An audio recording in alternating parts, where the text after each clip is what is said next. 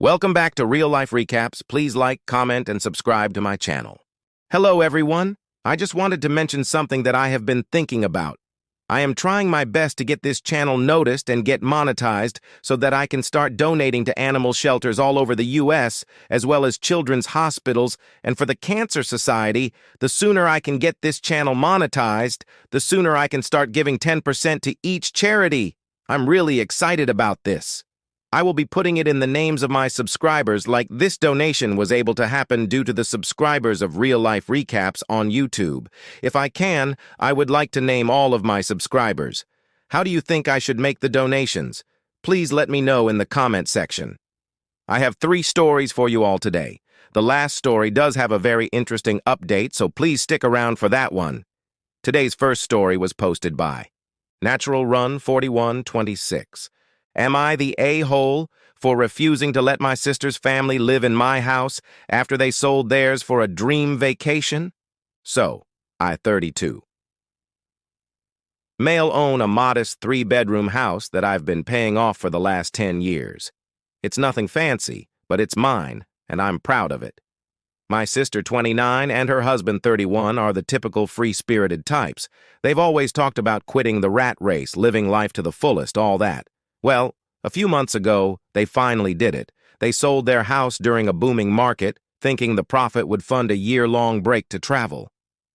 They believed they could stretch the money by traveling cheaply, staying in hostels or Airbnbs, and getting by with occasional odd jobs. At first, they stayed in nicer places and ate out a lot, thinking they had plenty of cushion, but within 2 months, they were out of money.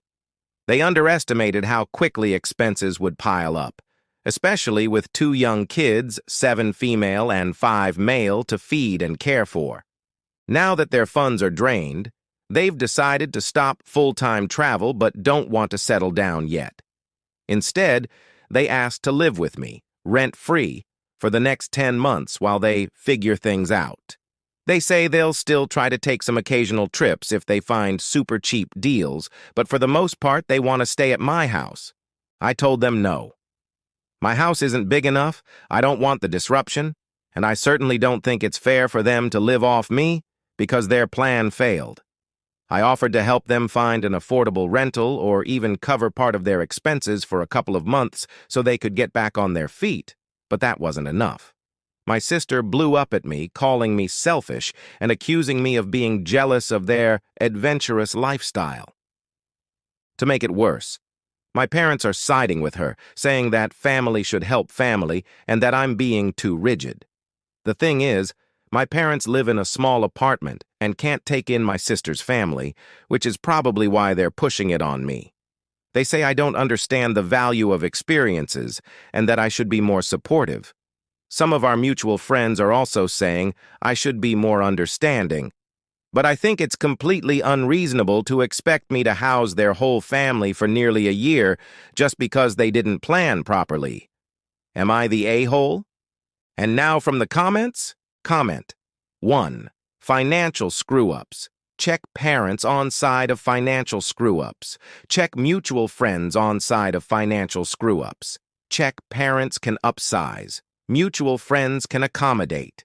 You are under zero obligation to fund their financial screw-ups. Comment 2. Yep, I would start telling all of those people, I'm so glad you want to help my sister and BIL. Would you like me to tell them the great news that they can live with you rent-free with their 2 kids? Or do you want to give them the happy news? To the parents, I'm happy you want to help them out. Do you want my help to sell your current place and look for a bigger place? When they are all like, oh, we don't want to house them, be like, yeah, neither do I. So you do understand, you just think it's okay for them to take advantage of me. Good to know you think so little of me. I will lower contact till you pull your head out of your butt. Not the a-hole OP. Comment 3. Ask those who say, oh, we don't want to house them, why they refuse to help. Comment 4. OP, please install cameras all around your house if you don't already have any. People who think it's wise to sell their home and become vagrants are not sane people. And I wouldn't put it past them to try and force their way in and squat. The second story was posted by Different Echo 2998. Am I the a-hole for telling my wife to kick out her friend who's been living with us for the past month after her husband kicked her out? My male 45 wife's friend, Zell, female 32, has been living with us for the past month after her marriage imploded about a month ago. Zell came to our country about 3 years ago on a work visa. She was working for a company and met my wife, Molly, female 43, at a work event. Molly and Zell became quick friends as Molly used to do social work, and she found Zell's story to be very moving and interesting. Zell started dating this guy I'll call Ed Male 35, who had recently launched a company in her field. She left her original job and started working for Ed, and not long after that, they got married. Zell's job became pretty cushy. So instead of working, she went back to college to pursue a career in social work.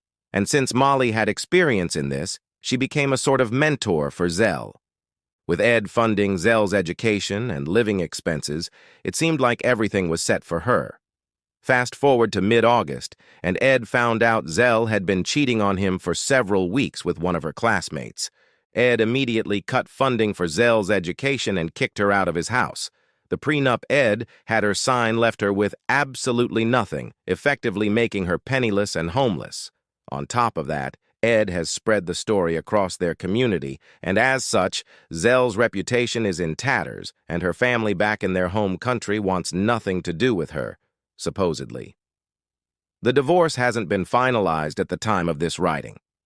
With the resources he has, I imagine Ed could speed up the process, but for whatever reason, it's dragging on. With seemingly no one to turn to, Zell came to us, and Molly welcomed her one day while I was at work. Since then, she has been living in our basement. Molly spends a lot of time now just talking to Zell and trying to help her get her life back on track. So much so that it is starting to affect our personal lives, and I feel like childcare has been made exclusively my responsibility for most of the week. Not only that, but since our gym equipment is in the basement, I had to stop working out, which has adversely affected my own mental health. I've been very annoyed about the entire situation, but have largely borne it in silence until last night. Right before bed, Molly started going on about how the divorce could take months and that we need to find Zell a lawyer.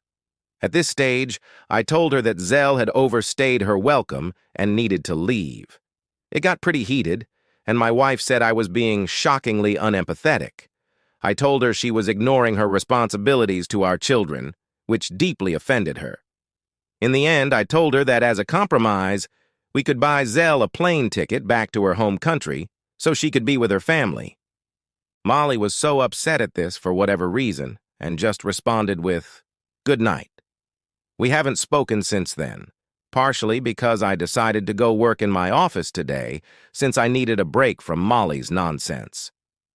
I honestly don't know what to do at this stage. I just want that woman out of my home.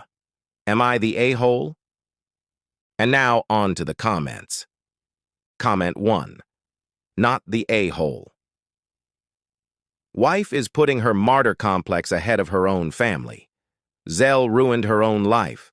Letting her stay any length of time is incredibly generous. Paying for her to fly home to her family is beyond what most would even consider. Make it clear to your wife that you're disappointed she's putting a cheater ahead of her own family. Comment 2. Bingo.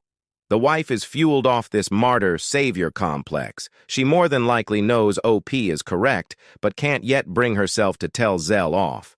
I'm betting she's waiting for him to do it. Zell sounds like a selfish user of the highest order. Comment 3. OP needs to focus more on how it's affecting the kids and him. How much money are they going to spend on this woman that could be spent on their family? How many hours of time is she going to miss with her children over Zell? How far is she going to let her husband's health deteriorate before enough is enough? Comment 4. I might even suggest quietly reporting her to immigration. If she is no longer a student, no student visa. No longer working, no work visa. Getting divorced, no green card. I'm guessing in this short time frame she had not finalized her status through her marriage, as it can take years. Getting deported would definitely get her out of your house, and you wouldn't even have to pay for the plane ticket. If the threat of deportation lit a fire under her arse to find a new job to sponsor her work visa, then she would have money to get her own place. It isn't OP's family's job to support a cheater that ruined her own life by being a selfish cheater. The third story has an update and was posted by Pixies Love Petals. Am I the a-hole for telling my sister's boyfriend to get out after he refused to eat the meal I cooked? So here's what happened. I 28. Female invited my sister, 25, and her boyfriend, 26, over for dinner. I love cooking and had spent hours preparing this fancy meal. Homemade pasta, a slow-cooked ragu, a salad, and a tiramisu for dessert. I was really proud of it and excited to have them over. When they arrived, everything was fine at first. We sat down, and I started serving the food. Her boyfriend, let's call him Steve, stared at the pasta for a moment, then looked at me and said, "I don't eat carbs." At first, I thought he was joking, but nope, he was dead serious. He goes on about how he's super into keto and carbs are the enemy. Okay, fine. That's his choice.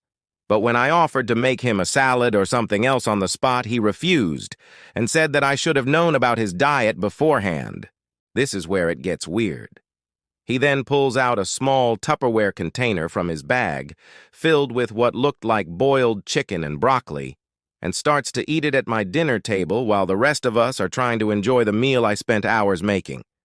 I was stunned and, honestly, kind of insulted. I told him it was rude to bring his own food without mentioning it to me beforehand, and he should have at least given me a heads up. He then goes off about how people need to respect his dietary choices and that I was being controlling by not accommodating his needs. At this point, I'd had enough. I told him, "If you can't eat what's served and won't even let me make something else, then maybe you should just get out." He stood up, said something like, "I'm just trying to be healthy," grabbed his Tupperware, and walked out.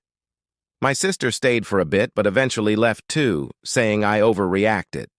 Now my sister's mad at me, saying I embarrassed her boyfriend and made them both feel unwelcome.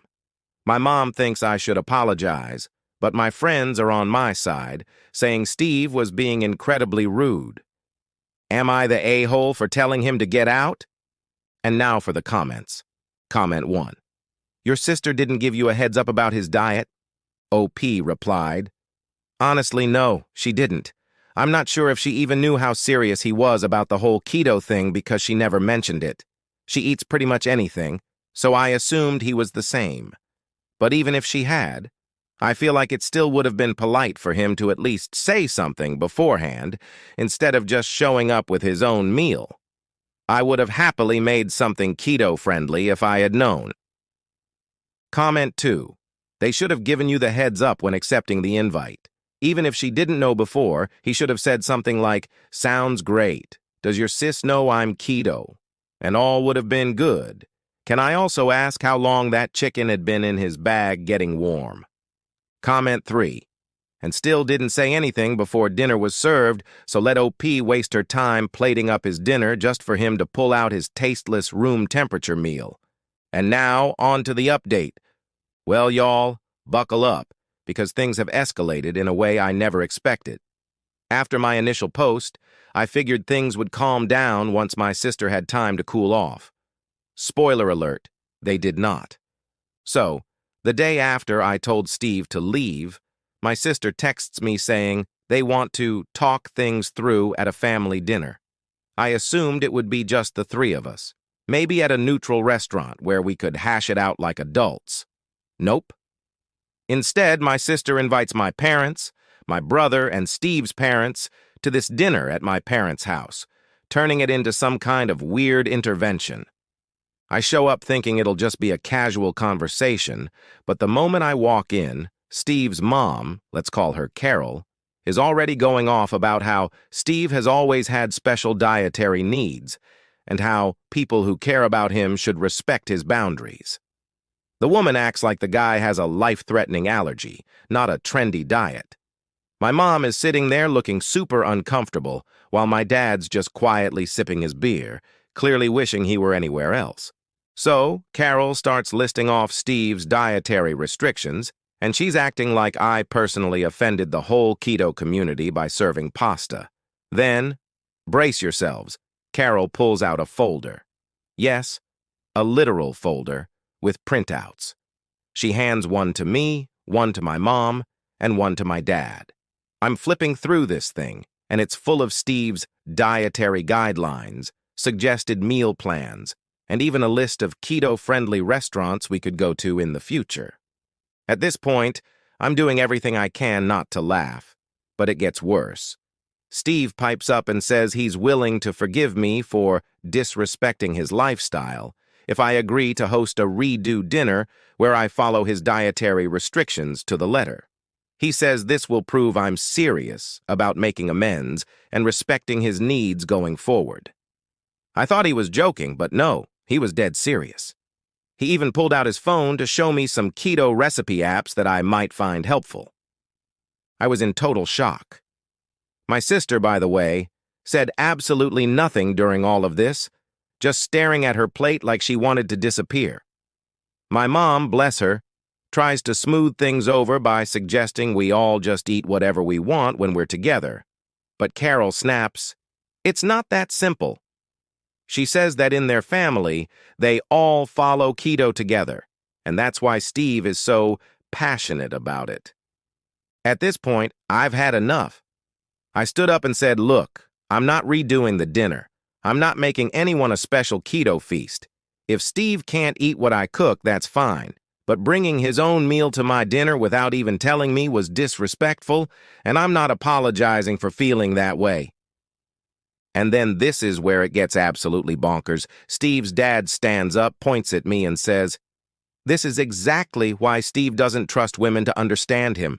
They always make it about themselves." The whole room went silent.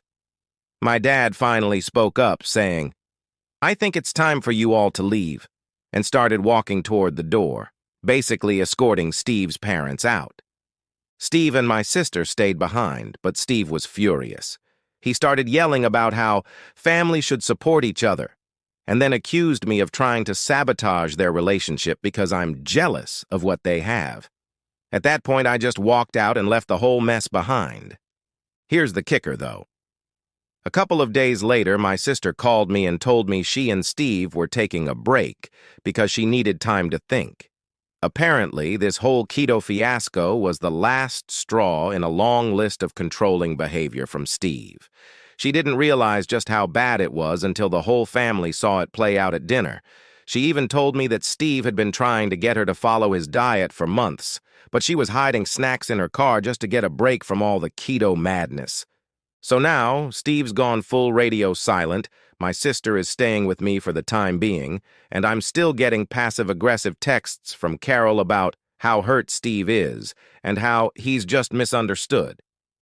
Honestly, I'm just glad my sister is finally seeing how controlling this guy was. TLDR. Steve's keto obsession led to a full-blown family intervention where his mom handed out dietary guidelines, and now my sister is taking a break from him because she realized how controlling he is. And now for the comments. Comment 1. I'm glad your sis is realizing what an AH she was dating. Tell her to stand by for the love bombing as Steve tries to worm his way back in. As for this Carol who thinks she is the queen bee, a nice text saying, "You have absolutely zero input in how I live my life, and a block on all channels is in order. Support your sis and do your best to remove her from this train wreck of a family." Comment 2, just a, "He does not matter enough for me to change a single thing. Bye," would do. Comment 3. OP should just text Mummy, "You're both as delusional as each other. Stay away from us." Then block and live your life in carb-loving bliss. In this story, I think we can all pretty much say that the OP isn't the a-hole based on how crazy Steve and his family are. I'm glad her sister is taking a break from that freak show, too. What are your thoughts about this story? Please let me know in the comments below. I hope you all have a wonderful day, and if you haven't subscribed yet, please do. I appreciate it so much.